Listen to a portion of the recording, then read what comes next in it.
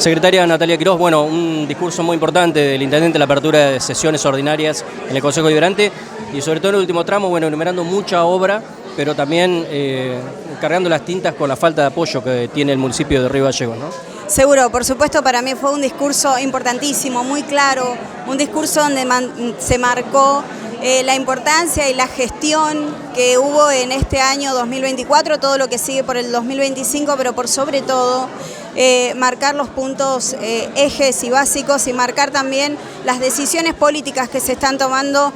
por todos los vecinos, tanto de Río Gallegos, por supuesto, de nuestro intendente, como las decisiones políticas también que está llevando a cabo el gobierno nacional y provincial, del cual Río Gallegos no recibe ningún acompañamiento y pese a esto se sigue y se va a continuar en el crecimiento de nuestra ciudad. Enumeró varias obras, ¿cuáles están a cargo suyo, que están ya a punto de terminar? Habló de algunas que inician también, pero sobre todo las que están muy cerca de finalizar. Sí, bueno, tenemos las bicisendas, como saben, los parques, el ordenamiento barrial, ahora está por inaugurarse también la miniciudad, entre otros parques más que se están haciendo y otras obras más, pero bueno, ya se nos avecina el invierno, así que estamos tratando un poco de manejar los tiempos también para que no sea un inconveniente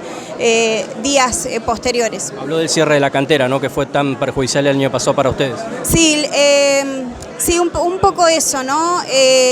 Ver y marcar la falta de diálogo, la falta de comprensión, de poder llegar a mutuos acuerdos para el bien de Río Gallegos. Como decíamos,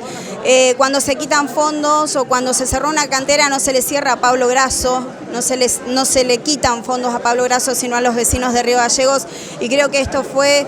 una decisión muy arbitraria, sin ningún tipo de diálogo, que todavía intentamos, pero bueno, que no logra abrirse. ¿Y qué se viene para este año 2025 en materia de obras para la capital provincial? Hay un montón de obras, pero bueno, las va anunciando el intendente, hay un montón de proyectos y siempre se sigue con el mismo ánimo y el mismo espíritu, porque como él lo dijo, para eso lo eligió la gente y nosotros vamos a seguir trabajando en pos de eso.